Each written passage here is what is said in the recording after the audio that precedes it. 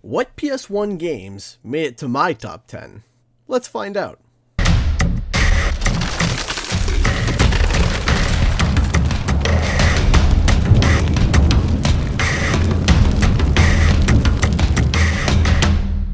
What's up guys, it's Canadian Guy A. So the release of Crash has triggered previous memories and thoughts about the old games on the PlayStation 1. There were so many great games for it and many are still remembered today. So in inspiration of Crash, here are my top 10 PlayStation 1 games.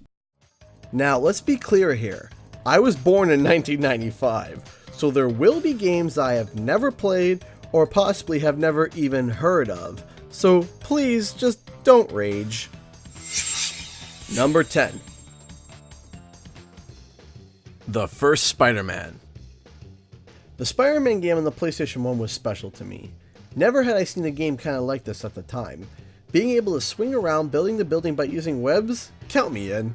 The game was semi-open world beat 'em up, which was awesome especially for the PS1 since there weren't many games like it at the time. Being able to run around and decking villains felt great, but along with a lot of the older games, it was hard. It made you make sure you landed everything right or else you were squashed like a bug. Number 9. Digimon World 1.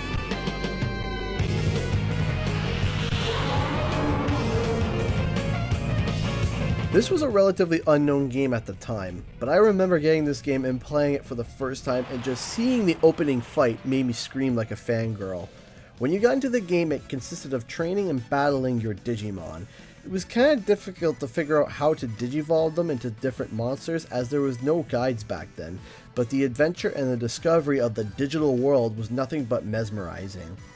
The battle was even fun even though it was sometimes buggy, but the epic animations during the battle scenes made up for that. Number 8.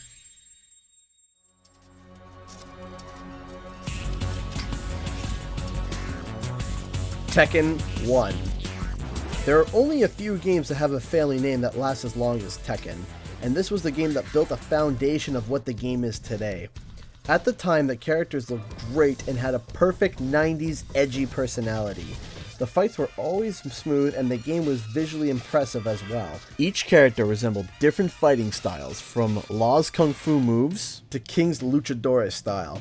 Tekken is still a household name today and is still considered one of the best fighters to this day. Number 7.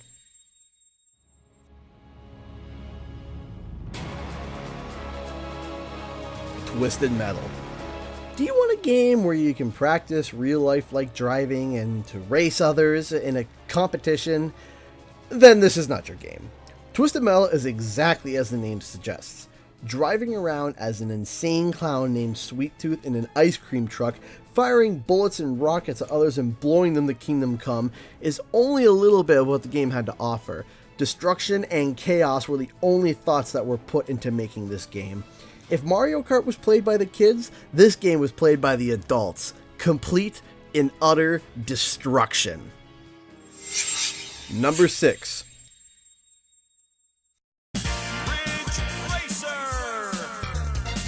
Huh, took the words right out of my mouth. Ridge Racer is closer to the real-life driving that you are looking for.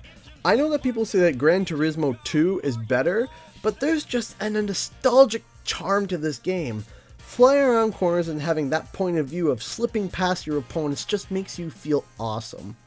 The ability to also take the disc out while the game is still playing and insert your own CD to listen to music on it was a nice little touch that they added as well. Number 5. 8 traveling fighters brought together by a common destiny now meet at the Battle Arena Toshinden. Battle Arena Toshinden. This was the fighter that my siblings and I duked it out on. This game was one of the most underrated games that had come out for the PlayStation 1. The fights were much more intense, had a much more diverse selection of characters, and was just straight up lunacy. Also, being able to throw your opponent off cliffs was fun too. Everyone would get on low health and go running to the edge of the cliff and try to attract the opponent to charging and getting launched into instant death. There was no balance to it and there were many bugs, but it never took away from the fun. Number 4. City Hall, here to help the people.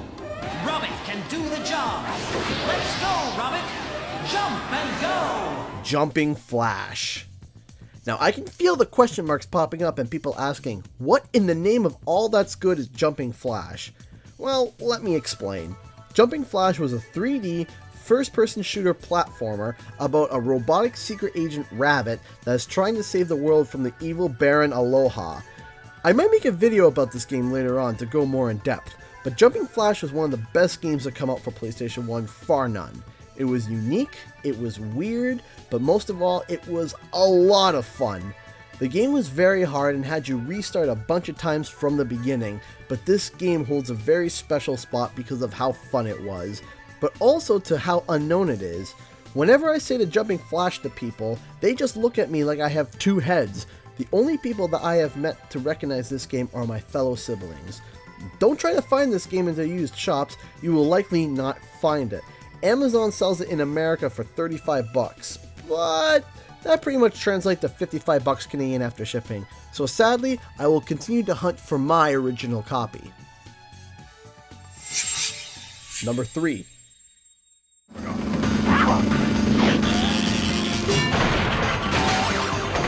Crash Bandicoot. How could Crash not make the top 3? Crash Bandicoot was quite the revolution when he came out. Crash was a platformer that switched between the 2D side-scroller to a 3D. I don't even need to get that much in depth with it due to the release of the Insane trilogy, but specifically, Crash Bandicoot Warped holds a special place in my heart. Yes, it was the easiest of the Crash Bandicoots, but it was the one that I played the most as a child, so I can't help that.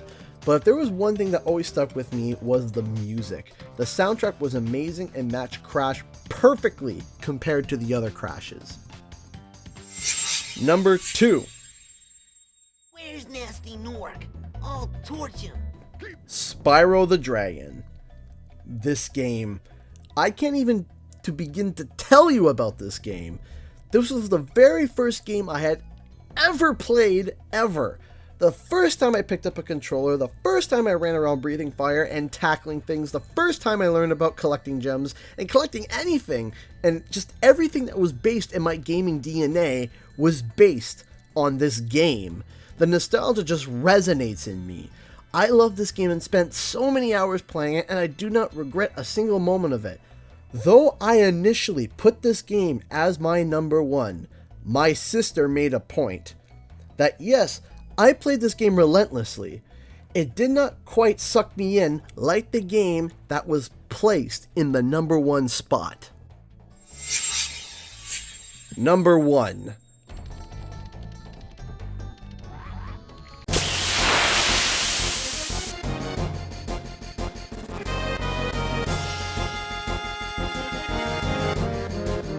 Final Fantasy VII.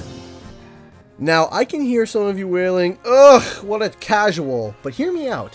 When this game came out, everyone was dummied by its graphics, its gameplay, its music, but most of all, its story. You see, almost every game I mentioned before came a bit short in one factor or another, but this game nailed every factor perfectly. This was one of the first games that I played where I got so in depth with the story. I wanted to learn more, I wanted to find all the different materia, I wanted to do the mini games like Chocobo racing, Chocobo breeding, I wanted to do it all. Previous games I could only play for a max of 3 hours before wanting to change games or do something else, but not Final Fantasy VII. If it dug its hooks into you, you could play for 2 days straight before considering getting sleep. The graphics for its time was brilliantly done, the music gets in your head, the turn-based combat was excellent, and the story was so dark and intriguing to me. So for this reason, Final Fantasy VII is my number 1 pick.